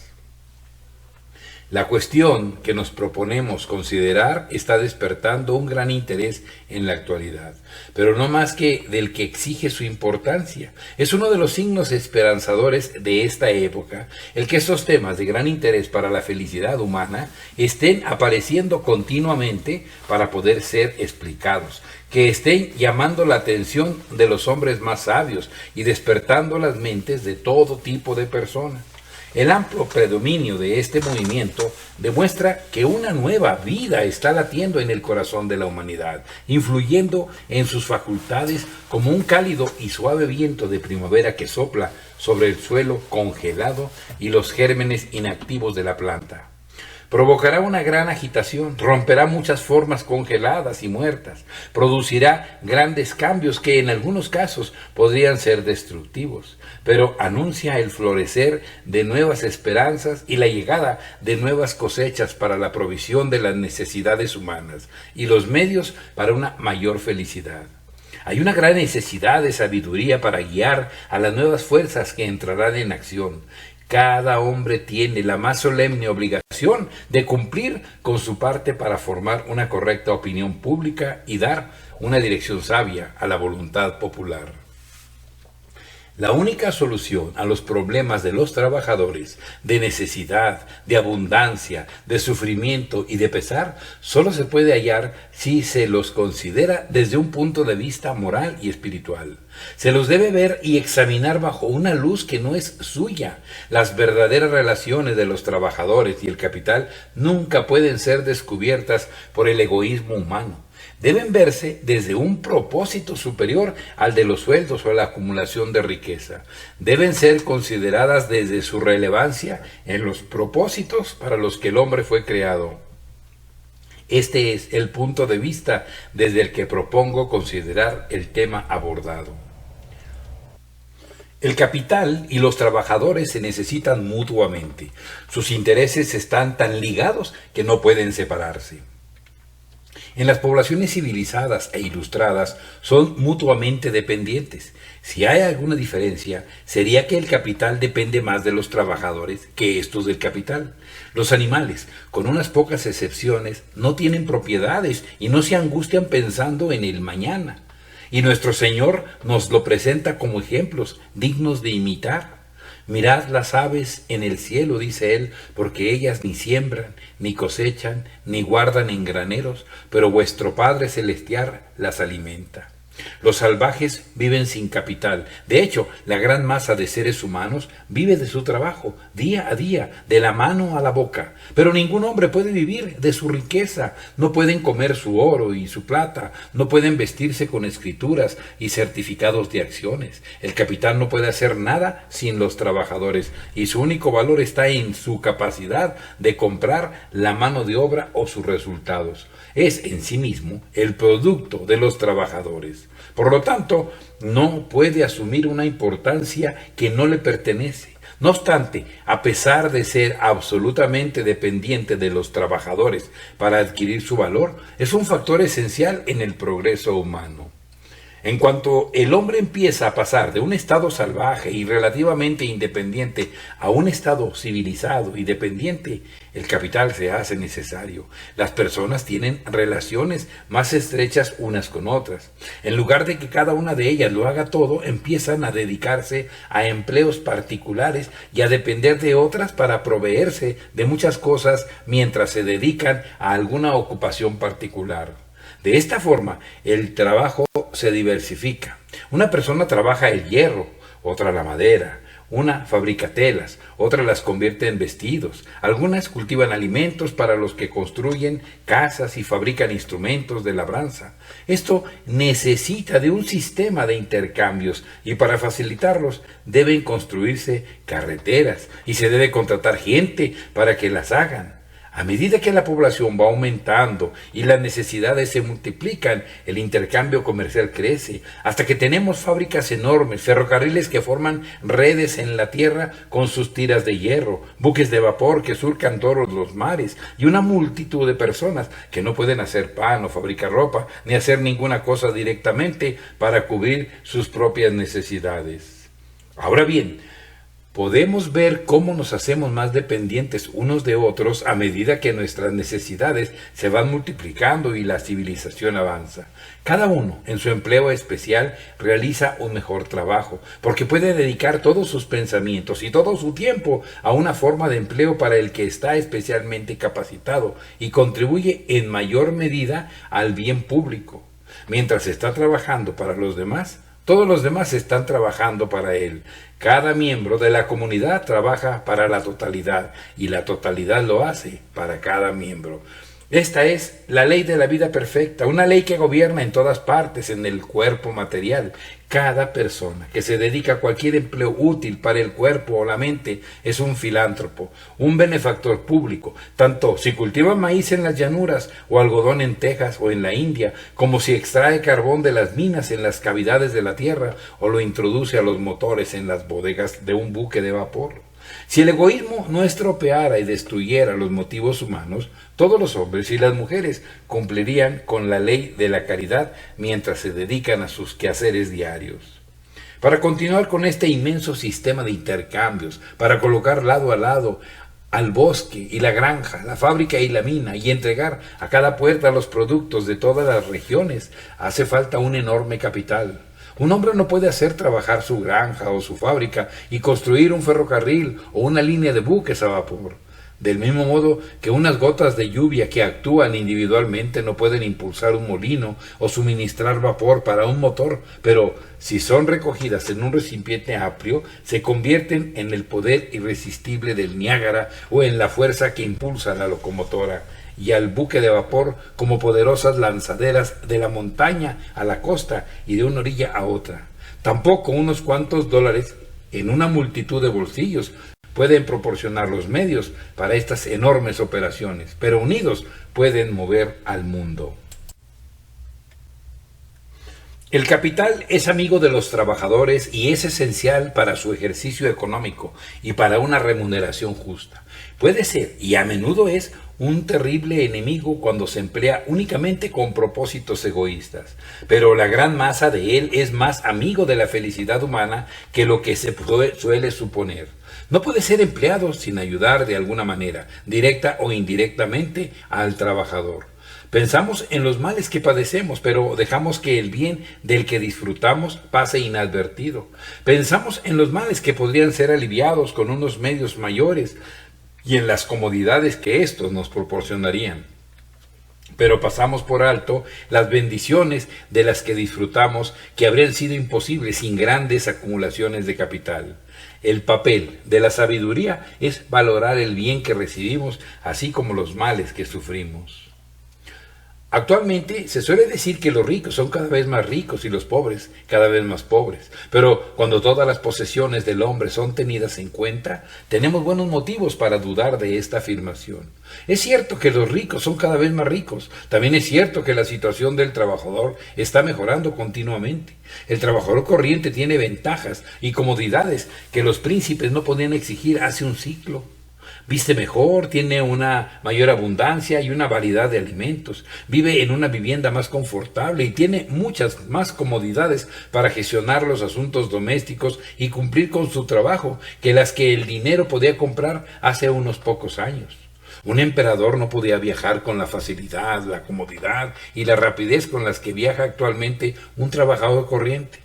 Es posible que el trabajador crea que está solo, sin nadie que lo ayude, pero en realidad tiene un enorme séquito de sirvientes que lo atienden continuamente, listos y ansiosos por hacer lo que él ordene. Se requiere un vasto ejército de personas y una inmensa inversión de capital para proporcionar una comida corriente como aquella de la que todo hombre y toda mujer han disfrutado hoy, sin excepciones. Piensa en la amplia combinación de medios y personas y fuerzas que se necesitan para suministrarte incluso una comida frugal. El chino produce su té, el brasileño tu café, el habitante de las Indias Orientales tus especias, el cubano tu azúcar, el granjero de las llanuras del oeste tu pan y posiblemente tu carne, el agricultor tus vegetales y el lechero tu mantequilla y tu leche. El minero ha extraído de las montañas el carbón con el que has cocinado tu comida y has calentado tu casa. El carpintero te ha proporcionado sillas y mesas, el cuchillero cuchillos y tenedores, el ceramista platos, el irlandés el mantel para tu mesa, el carnicero tu carne y el molinero tu harina. Pero estos diversos artículos alimenticios y los medios para prepararlos y servirlos fueron producidos a enormes distancias de ti y unos de otros. Fue necesario atravesar océanos, nivelar montañas, rellenar valles, construir túneles, fabricar barcos, construir ferrocarriles y formar a un gran ejército de hombres en todas las artes y emplearlos para que los productos para tu cena pudieran prepararse y servirse. También ha de haber hombres para recolectar, comprar, vender y distribuir esos productos. Todo el mundo está en su propio lugar y hace su propio trabajo. Y luego recibe su sueldo. Pero con todo, está trabajando para ti y sirviéndote con la misma fidelidad y efectividad con la que lo estaría haciendo si estuviera contratado especialmente por ti y recibiera su sueldo de tu mano. A la luz de estos hechos, que todo el mundo debe reconocer, podemos ver más claramente la verdad de que todo hombre y toda mujer que realiza un trabajo útil es un benefactor público, y ese pensamiento y ese propósito ennoblecerá el trabajo y al trabajador. Estamos unidos por lazos comunes. Los ricos y los pobres, los cultos y los ignorantes, los fuertes y los débiles, estamos entretejidos en una red social y cívica. El daño que se le hace a uno, se le hace a todos. Ayudar a uno es ayudarlos a todos. Puedes ver el enorme ejército de sirvientes requeridos para proporcionarte tu comida. ¿Acaso no ves que es necesaria una cantidad correspondiente de capital para crear esta complicada maquinaria y mantenerla en marcha? ¿Y no ves que cada hombre, cada mujer y cada niño están disfrutando de sus beneficios? ¿Cómo podríamos obtener nuestro carbón, nuestra carne, nuestra harina, nuestro té y nuestro café, nuestro azúcar y nuestro arroz? El trabajador no puede construir barcos y navegar en ellos y mantenerse mientras lo hace. El granjero no puede dejar su granja y llevar sus productos al mercado. El minero no puede trabajar en la mina y transportar el carbón. El granjero de Kansas puede estar quemando maíz hoy para preparar su comida y calentar su vivienda. Y el minero puede anhelar el pan que el maíz produciría, porque no pueden intercambiar los frutos de su trabajo. Cada área de tierra, cada bosque y cada mina han aumentado su valor con los ferrocarriles y los barcos de vapor, y las comodidades de la vida y los medios de cultura social e intelectual han llegado a los lugares más inaccesibles. Pero los beneficios del capital no se limitan a proporcionar las necesidades y las comodidades actuales. El capital abre nuevos caminos para el trabajo, lo diversifica y ofrece un campo más amplio a fin de que todas las personas hagan el trabajo para el que son más aptas por su gusto natural y su genio. El número de empleos creados por los ferrocarriles, los buques de vapor, el telégrafo y las fábricas con maquinaria es difícil de calcular. El capital también se invierte en gran medida en proporcionar los medios de la cultura intelectual y espiritual. Los libros se multiplican unos a precios cada vez más bajos y el mejor pensamiento del mundo es accesible para el trabajador más humilde por medio de nuestras grandes editoriales. No hay mejor ejemplo de los beneficios que el trabajador corriente obtiene del capital que los periódicos. Por 2 o 3 centavos, la historia del mundo durante 24 horas es llevada a cada puerta. Mientras el trabajador va o viene del trabajo en un vehículo cómodo, puede visitar todas las partes del mundo conocido y tener una idea más fiel de los acontecimientos del día que la que podría tener si estuviera físicamente presente. Una batalla en China o en África, un terremoto en España, una explosión de dinamita en Londres, un debate en el Congreso, los movimientos de la gente en su vida pública y privada para la represión de las actividades delictivas, para ilustrar a los ignorantes, ayudar a los necesitados y mejorar a la gente en general. Se extienden ante él en un pequeño abanico y lo ponen en contacto y en igualdad con respecto a la historia del mundo, con reyes y reinas, con santos y sabios y con personas de todas las extracciones. Cuando lees el diario por la mañana, ¿alguna vez piensas en cuántas personas han estado haciendo recados para ti, recolectando información para ti de todas partes del mundo y dándole una forma conveniente para tu consumo? Ha sido necesaria la inversión de millones de dinero y el empleo de miles de personas para producir ese diario y dejarlo en tu puerta. ¿Y cuánto te ha costado todo ese servicio? Unas cuantas monedas. Estos son ejemplos de los beneficios que todo el mundo recibe del capital, beneficios que no podrían obtenerse sin grandes desembolsos de dinero, beneficios que llegan a nosotros sin que nos tengamos que preocupar y dejan sus regalos a nuestros pies. No se puede invertir capital en cualquier producción útil sin la aprobación de una multitud de personas. El capital pone en marcha la maquinaria de su vida, multiplica el empleo, lleva la producción de todas las regiones a todos los hogares, une a personas de todas las naciones, pone a las mentes en contacto y le da a cada hombre y cada mujer una parte grande y valiosa del producto. Estos son hechos que todas las personas, por muy pobres que sean, harían bien en considerar. Si el capital es una bendición para los trabajadores, si solo puede ser puesto en servicio por los trabajadores y deriva todo su valor de ellos, ¿cómo puede estar en conflicto con ellos?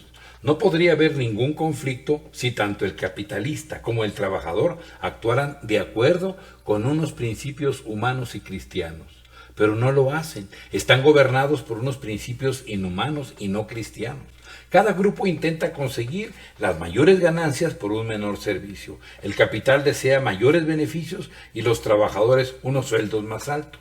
Los intereses del capitalista y el trabajador entran en colisión directa. En esta guerra el capital tiene grandes ventajas y ha sido rápido para hacerse con ellas. Ha exigido y se ha llevado la mayor parte de los beneficios. Ha despreciado al sirviente que los enriqueció. Ha considerado al trabajador como un criado, un esclavo cuyos derechos y cuya felicidad no debía respetar. Influye en los legisladores para que redacten las leyes a su favor, subvenciona al gobierno y ejerce el poder para su propia ventaja. El capital ha sido el amo y el trabajador el sirviente. Mientras el sirviente era dócil y obediente, satisfecho con la compensación que el amo decidía darle, no había ningún conflicto. Pero los trabajadores se están levantando, dejando atrás una situación servil, sumisa y desesperada. Han adquirido fuerza e inteligencia, han asumido la noción de que tienen derechos y deben ser respetados, y ahora comienzan a hacerse valer y a unirse para respaldarlos. Cada una de las partes en esta guerra ve el tema desde sus propios intereses egoístas. El capitalista supone que las ganancias para los trabajadores son pérdidas para él y que debe ver por sus propios intereses primero. Que cuanto más barata sea la mano de obra, mayores serán sus ganancias. En consecuencia, le interesa mantener el precio lo más bajo posible. Por el contrario, el trabajador piensa que pierde lo que el capitalista gana y en consecuencia que le interesa recibir el salario más alto posible. Desde estos puntos de vista opuestos, sus intereses parecen ser directamente hostiles. Lo que un grupo gana, el otro lo pierde. De ahí el conflicto. Ambos están actuando desde unos motivos egoístas y por ende deben estar equivocados. Los dos grupos solo ven la mitad de la verdad y al confundirla con la totalidad caen en un error que es ruinoso para ambos. Cada uno de ellos defiende su postura y considera el tema enteramente desde el punto de vista y bajo la luz engañosa de su propio egoísmo. La pasión inflama la mente e impide el entendimiento, y cuando se despierta la pasión, el hombre es capaz de sacrificar sus propios intereses para dañar a otros, y ambos salen perdiendo. Se harán la guerra continuamente, recurrirán a todos los mecanismos y aprovecharán cada necesidad para conseguir una victoria. El capital intenta hacer que el trabajador pase hambre para llevarlo a la sumisión, cual ciudad sitiada, y el hambre y la necesidad son las armas más poderosas. Los trabajadores resisten con resentimiento e intentan destruir el valor del capital haciéndolo improductivo. Si la necesidad y el interés exigen que haya un paro, será un paro hostil y se mantendrá con el propósito de renovar las hostilidades en cuanto haya alguna posibilidad de éxito. Así, los trabajadores y los capitalistas se enfrentan como dos ejércitos armados, preparados para reanudar el conflicto en cualquier momento. Seguramente se reanudará y continuará con un éxito variable hasta que ambas partes descubran que están en un error, que sus intereses son mutuos y que solo pueden tener una absoluta estabilidad si cooperan y se dan unos a otros la recompensa que merecen. El capitalista y el trabajador deben agarrarse de la mano por encima del foso sin fondo en el que ha caído tanta riqueza y tanto trabajo. ¿Cómo se debe llevar a cabo esta reconciliación? Es una pregunta que actualmente está ocupando las mentes de muchos hombres sabios y buenos de ambas partes. Sin duda, una legislación sabia e imparcial será un agente importante para poner límite a la pasión ciega y proteger a todas las clases de la codicia insaciable. Y es el deber de cada persona esforzarse por asegurar que haya una legislación de ese tipo en los gobiernos estatales y nacionales. Las organizaciones de trabajadores dedicadas a proteger sus propios derechos y asegurarse una mejor remuneración por su trabajo tendrán una gran influencia. Esa influencia continuará aumentando a medida que su estado de ánimo se vuelva normal y firme y sus exigencias se basen en la justicia y la humanidad. La violencia y las amenazas no producirán ningún bien. La dinamita en forma de explosivos o como la fuerza más destructiva de la pasión salvaje y temeraria no curará las heridas ni controlará los sentimientos de hostilidad. El arbitraje es, sin duda, el medio más sabio y más practicable del que ahora se dispone para crear relaciones amistosas entre estas partes hostiles y asegurar que haya justicia para ambas. Darle al trabajador una participación de los beneficios del negocio ha funcionado bien en algunos casos, pero comporta grandes dificultades prácticas que requieren de una sabiduría, un autocontrol y una consideración mayores hacia los intereses comunes de ambas partes que a menudo se pueden encontrar. Muchos recursos tienen un efecto parcial y temporal, pero no es posible conseguir ningún progreso permanente en la resolución de este conflicto sin restringir y finalmente eliminar su causa. Su verdadera causa central es un amor desmesurado por uno mismo y por el mundo, y continuará funcionando mientras siga existiendo. Puede ser restringida y moderada, pero se impondrá cuando la ocasión lo permita. Toda persona sabia debe, por lo tanto, intentar eliminar la causal y, en la medida de lo posible, controlará los efectos. Purifica la fuente y conseguirás que todo el torrente sea puro y saludable. Hay un principio de influencia universal que debe subyacer y guiar a todo esfuerzo eficaz por crear armonía entre estos dos grandes factores del bien humano, que ahora se enfrentan el uno al otro con propósitos hostiles. Este no es un invento o descubrimiento mío, representa una sabiduría superior a la humana. No es difícil de comprender o de aplicar. Hasta un niño lo puede entender y actuar en consecuencia.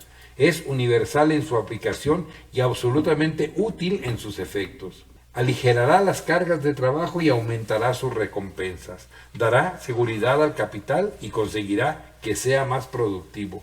Se trata simplemente de la regla de oro, encarnada en estas palabras. Por lo tanto, todo lo que queráis que hagan con vosotros los hombres, hacedlo vosotros también con ellos, pues esa es la ley y los profetas. Antes de proceder a aplicar este principio al asunto que nos ocupa, permíteme que te pida que le prestes especial atención. Se trata de una ley sumamente destacable de la vida humana, que aparentemente, por lo general, han pasado por alto los estadistas, filósofos y maestros religiosos. Esta ley representa a la totalidad de la religión, comprende todos los preceptos, mandamientos y medios de los futuros triunfos del bien sobre el mal, de la verdad sobre el error y de la paz y la felicidad de los hombres anunciadas en las gloriosas visiones de los profetas. Recuerda esas palabras, pues no solo dicen que es una regla sabia que está de acuerdo con los principios del orden divino revelados en la ley y en los profetas. Encarna todo eso. Es la ley y los profetas. Comprende el amor a Dios. Dice que deberíamos considerar a Dios como nos gustaría que Él nos considerase a nosotros. Que deberíamos tratarlo como nos gustaría que Él nos tratara. Si deseamos que Él nos ame con todo su corazón, con toda su alma, con toda su mente y con todas sus fuerzas, nosotros debemos amarlo de la misma manera. Si queremos que nuestro prójimo nos ame como se ama a sí mismo, debemos amarlo como nosotros nos amamos a nosotros mismos. Por tanto, aquí tenemos a la ley universal y divina del servicio y el compañerismo humanos. No es un precepto de sabiduría humana, tiene su origen en la naturaleza divina y su encarnación en la naturaleza humana. Ahora la aplicaremos al conflicto entre los trabajadores y el capital. Supongamos que eres un capitalista. Tu dinero se invierte en fábricas, tierras, minas, mercancías, ferrocarriles y barcos. O se lo prestas a otros con intereses. Empleas a personas, directa o indirectamente, para el uso de tu capital. No puedes llegar a una conclusión justa respecto a tus derechos, obligaciones y privilegios si contemplas únicamente tus propias ganancias. El resplandor de la plata y el oro ejercerán un hechizo tan potente sobre tu mente que te cegará a todas las demás cosas. No puedes ver otros intereses que los tuyos. No conoces al trabajador, ni lo ves como un hombre que tiene unos intereses que tú debas tener en cuenta. Lo ves únicamente como un esclavo, como tu herramienta, tu medio para aumentar tu riqueza. Bajo esta luz es un amigo mientras te sirve y un enemigo cuando no te sirve. Pero ahora cambia tu punto de vista, ponte en su lugar y ponlo a él en tu lugar. ¿Cómo te gustaría que te trataran si estuvieras en su lugar? Quizá hayas estado ahí, es muy probable que así sea, pues el capitalista de hoy fue el trabajador de ayer, y el que es trabajador hoy será el patrón mañana. ¿Sabes? A partir de experiencias vívidas y dolorosas, ¿cómo te gustaría que te trataran? ¿Te gustaría que te consideraran un mero instrumento? ¿Un medio para enriquecer a otros? ¿Te gustaría que tu sueldo se mantuviera en los mínimos, alcanzando apenas para cubrir tus necesidades básicas? ¿Te gustaría que te vieran con indiferencia y te trataran con brutalidad? ¿Te gustaría que tu sangre, tu fuerza y tu alma fueran convertidas en dólares para el beneficio de otros? Estas preguntas son fáciles de responder. Todo el mundo sabe que se alegraría de ser tratado con amabilidad, de que sus intereses fuesen tenidos en cuenta, de que sus derechos fuesen reconocidos y protegidos. Todo el mundo sabe que esta consideración despierta una respuesta en su propio corazón. La bondad engendra bondad. El respeto despierta respeto. Ponte en su lugar. Imagina que estás tratando contigo mismo y no tendrás ninguna dificultad para decidir si deberías darle otro giro a la tuerca para obtener un centavo más de los músculos del trabajador o relajar su presión y, a ser posible, aumentar un poco su salario y ofrecerle un respeto por sus servicios. Trátalo como te gustaría que te trataran si estuvieras en su situación. Supongamos que eres un trabajador, recibes una determinada suma de dinero por un día de trabajo. Ponte en el lugar de tu patrón. ¿Cómo te gustaría que trabajaran las personas que has contratado? ¿Te parecería bien que te vieran como su enemigo? ¿Considerarías honrado que redujeran su trabajo para hacer el mínimo y ganar el máximo posible? Si tuvieras un gran contrato que debiera ser completado en una fecha límite, o de lo contrario, sufrirías una gran pérdida, ¿te gustaría que tus trabajadores se aprovecharan de tu situación para obligarte a aumentarles el sueldo? ¿Te parecería correcto e inteligente que interfirieran contigo en la administración de tu negocio? ¿Que te dijeran a quién deberías contratar y en qué términos? ¿No preferirías que realizaran un trabajo honrado con un espíritu amable y bueno? ¿Acaso no estarías mucho más dispuesto a velar por sus intereses, a aligerar su trabajo, a aumentar sus sueldos cuando te lo pudieras permitir y a preocuparte por el bienestar de sus familias si supieras que ellos respetan la tuya? Sé que sería así. Es cierto que los hombres son egoístas y que algunos son tan malvados y tan mezquinos de espíritu que no son capaces de ver ningún interés excepto el suyo, y cuyos corazones, que no están hechos más que de plata y oro, son tan duros que ningún sentimiento humano los conmueve, y no les importa cuánto sufran los demás si ellos pueden ganar un centavo con ello.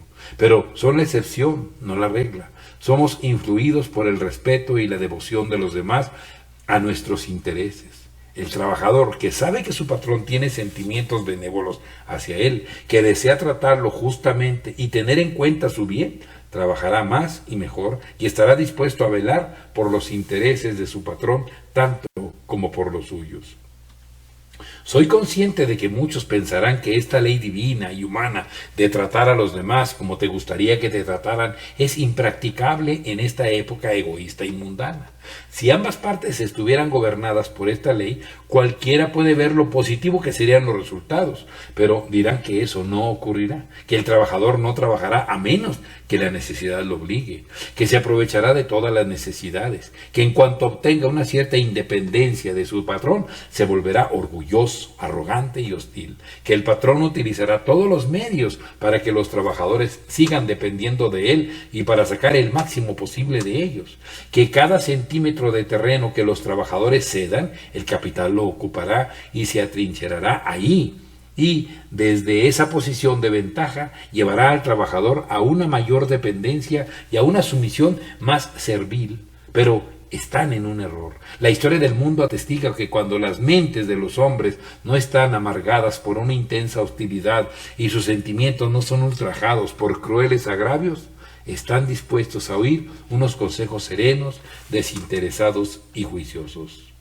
Un hombre que tenía empleada a una gran cantidad de trabajadores en una mina de carbón, me dijo que jamás había conocido ningún caso en el que no consiguiera una respuesta serena y cándida cuando había apelado a motivos honorables, de hombre a hombre, pues los dos reconocen una humanidad común. En esta ciudad hay un ejemplo reciente y sumamente notable del efecto positivo de los consejos serenos, desinteresados y juiciosos para resolver unas dificultades entre patrones y trabajadores que eran desastrosas para ambos. Cuando la mente está inflamada por la pasión, los hombres no entran en razón, se ciegan a sus propios intereses y desprecian los intereses de los demás. Las dificultades jamás se resuelven mientras la pasión siga viva, jamás se resuelven mediante el conflicto. Una de las partes puede ser subyugada por el poder, pero la sensación de injusticia permanecerá y el fuego de la pasión estará preparado para volver a estallar a la primera ocasión. Pero deja que el trabajador o el capitalista se sientan seguros de que la otra parte no tiene intención de aprovecharse, de que hay un deseo y una determinación sinceros por ambas partes de ser justos y tener en consideración los intereses comunes, y todo el conflicto entre ellos cesará, igual que se calman las olas salvajes en el océano cuando los vientos están en reposo. El trabajador y el capitalista tienen un interés mutuo y común. Ninguno de los dos puede prosperar permanentemente sin la prosperidad del otro. Son parte de un mismo cuerpo. Si los trabajadores son el brazo, el capital es la sangre. Si desvitaliza o desperdicia la sangre, el brazo perderá su poder. Si destruye el brazo, la sangre no servirá de nada, pero si deja que se cuiden mutuamente, ambos se verán beneficiados. Si cada uno de ellos toma la regla de oro como su guía, todos los motivos de hostilidad serán eliminados, todos los conflictos cesarán y ellos irán de la mano a hacer su trabajo y recoger una recompensa justa. Si has dominado los fundamentos en los que se basa esta lección, comprenderás por qué ningún orador puede conmover a su audiencia o convencer a la gente de sus argumentos, a menos que él también crea en lo que está diciendo. Entenderás también por qué ningún vendedor puede convencer a su potencial comprador, a menos que él se convenza primero de los méritos de sus mercancías. A lo largo de todo este curso se ha enfatizado un principio en particular con el propósito de ilustrar la verdad de que cada personalidad es la suma total de los pensamientos y los actos del individuo y de que acabamos pareciéndonos a nuestros pensamientos dominantes. El pensamiento es el único poder que puede sistemáticamente organizar, acumular y reunir datos y materiales según un plan definido. Un río que fluye puede arrastrar barro y crear tierra firme, y una tormenta puede reunir y juntar ramitas formando una masa informe de desechos, pero ni la tormenta ni el río pueden pensar, por lo tanto, los materiales no son reunidos de una forma clara y organizada. El ser humano por sí solo tiene la capacidad de transformar sus pensamientos en realidad física. El ser humano por sí solo puede soñar y hacer realidad sus sueños. El ser humano tiene la capacidad de crear ideales y llegar a hacerlo realidad. ¿Cómo es que el hombre es la única criatura sobre la tierra que sabe cómo usar el poder del pensamiento? Ocurre que el hombre es el ápice de la pirámide de la evolución, producto de millones de años de lucha durante los cuales se ha elevado por encima de las demás criaturas de la Tierra como resultado de sus propios pensamientos y de sus efectos. Exactamente cuándo, dónde y cómo empezaron a fluir los primeros rayos del pensamiento hacia el cerebro del ser humano, nadie lo sabe, pero todos sabemos que el pensamiento es el poder que distingue al hombre de todas las demás criaturas, y asimismo que el pensamiento es el poder que le ha permitido elevarse por encima de todas ellas. Nadie conoce los límites del poder del pensamiento, o si los tiene. Cualquier cosa que el hombre crea que puede hacer, acabará haciéndolo. Unas pocas generaciones atrás, los escritores más imaginativos se atrevieron a escribir acerca de un carro sin caballos. Y hete aquí que se hizo realidad, y ahora este es un vehículo corriente. Por el poder evolutivo del pensamiento, las esperanzas y las ambiciones de una generación se hicieron realidad en la siguiente.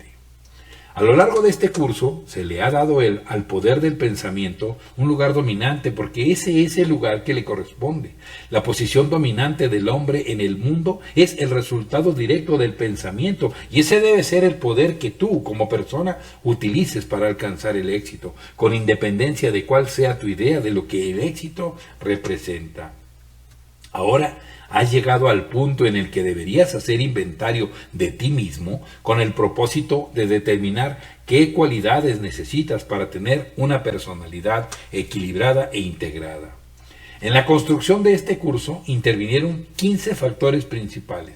Analízate detenidamente, con ayuda de una o más personas si lo consideras necesario, con el propósito de determinar en cuáles de los 15 factores de este curso eres más débil.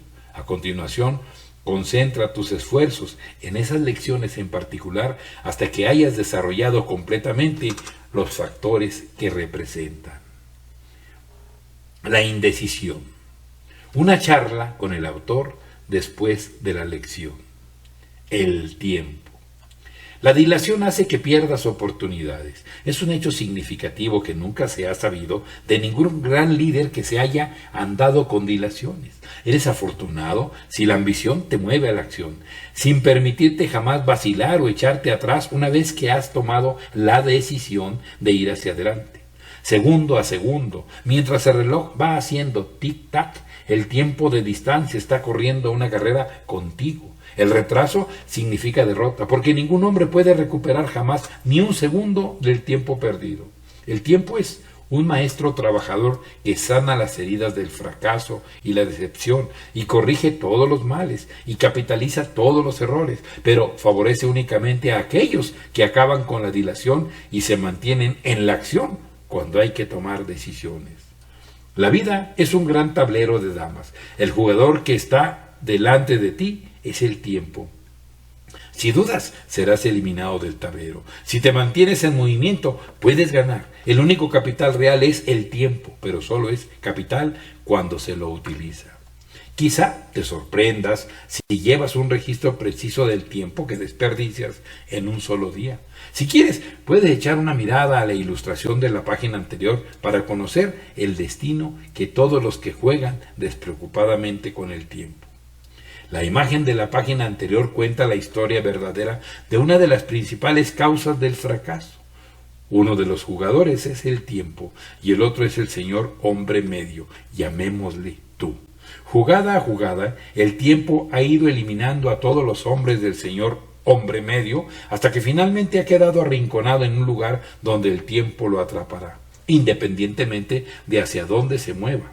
La indecisión lo ha llevado a ese rincón.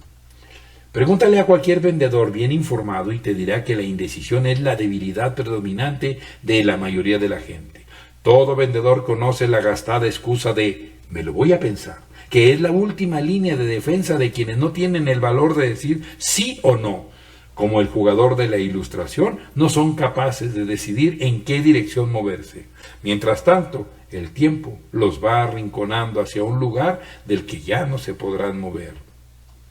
Los grandes líderes del mundo fueron hombres y mujeres de decisión rápida. Se podían decir pocas cosas a favor del general Grant, excepto que tenía la cualidad de la decisión rápida, y esto bastaba para contrarrestar todos sus puntos débiles. Toda la historia de su éxito militar puede reunirse en su respuesta a sus críticos cuando dijo: lucharemos de esta forma, aunque nos tome todo el verano. Cuando Napoleón llegaba a la decisión de mover a su ejército en una determinada dirección, no permitía que nada le hiciera cambiar de parecer. Si su línea de marcha llevaba a sus soldados a una zanja cavada por sus enemigos para detenerlo, él daba la orden de cargar hasta que la zanja se llenaba con los hombres y caballos muertos suficientes para poder atravesarla. El suspenso de la indecisión lleva a millones de personas al fracaso. Un hombre condenado dijo en una ocasión que el pensamiento de su ejecución inminente no era tan aterrador una vez que había tomado la decisión de aceptar lo inevitable. La falta de decisión es el principal obstáculo para todos los trabajadores de las reuniones de avivamiento religioso. Todo su trabajo consiste en conseguir que hombres y mujeres se decidan en sus propias mentes a aceptar un determinado dogma religioso. Billy Sunday dijo en una ocasión: la indecisión es la herramienta favorita del diablo. Andrew Carnegie visualizó una gran industria siderúrgica, pero dicha industria no sería lo que es actualmente si él no hubiera tomado la decisión de convertir su visión en una realidad. James J. Hill vio en su mente un gran sistema ferroviario transcontinental, pero este nunca habría sido una realidad si él no se hubiese decidido a poner en marcha el proyecto. La imaginación por sí sola no basta para asegurar el éxito. Millones de personas tienen imaginación y hacen planes que podrían aportarles fácilmente fama y fortuna, pero esos planes jamás llegan a la etapa de la decisión. Samuel Insull era un taquígrafo corriente, empleado de Thomas Alva Edison. Con la ayuda de su imaginación, vio las grandes posibilidades comerciales de la electricidad. Pero hizo algo más que ver eso. Tomó la decisión de transformarlas en realidades y actualmente es millonario y director de una planta de luz eléctrica. Demóstenes era un muchacho griego, pobre, que tenía el firme deseo de ser un gran orador. No hay nada extraño en ello, pues otros han deseado tener esa habilidad u otras similares sin ver sus deseos cumplidos. Pero Demóstenes añadió decisión a su deseo y, a pesar de ser tartamudo, dominó su problema y se convirtió en uno de los más grandes oradores de su tiempo. Martin W. Littleton era un muchacho pobre que no traspasó el umbral de una escuela hasta que tuvo más de 12 años. Su padre lo llevó a ver a un gran abogado defender a un asesino en una de las ciudades sureñas. El discurso del letrado impresionó al chico de tal manera que cogió la mano de su padre y le dijo: «Padre, un día de estos voy a convertirme en el mejor abogado de los Estados Unidos». Esa fue una clara decisión. Con el tiempo, Martin W. Littleton llegó a no aceptar unos honorarios inferiores a $50,000 y, según dicen, siempre tuvo trabajo. Se convirtió en un buen abogado porque tomó la decisión de hacerlo. Edwin C. Barnes tomó la decisión en su propia mente de llegar a ser socio de Thomas Alva Edison, con la desventaja de carecer de una educación, sin dinero para pagarse el billete de tren y sin ningún amigo influyente que le presentara al señor Edison. El joven Barnes llegó a East Orange en un vagón de mercancías y se vendió tan bien al señor Edison que consiguió la oportunidad que lo llevó a asociarse con él. Solo 20 años más tarde de haber tomado esa decisión, el señor Barnes vivía en Bradenton, Florida, jubilado y con todo el dinero que necesitaba. Los hombres decididos suelen conseguir lo que se proponen. Muy dentro de la memoria de este escritor, un pequeño grupo de hombres se reunió en Westerville, Ohio, y organizó lo que ellos llamaron la Asociación Antibares. El público que frecuentaba los bares se lo tomó a broma. La gente en general se reía de ellos, pero ellos habían tomado una decisión. Esa decisión fue tan firme que al final acabó arrinconando a los poderosos propietarios de los bares.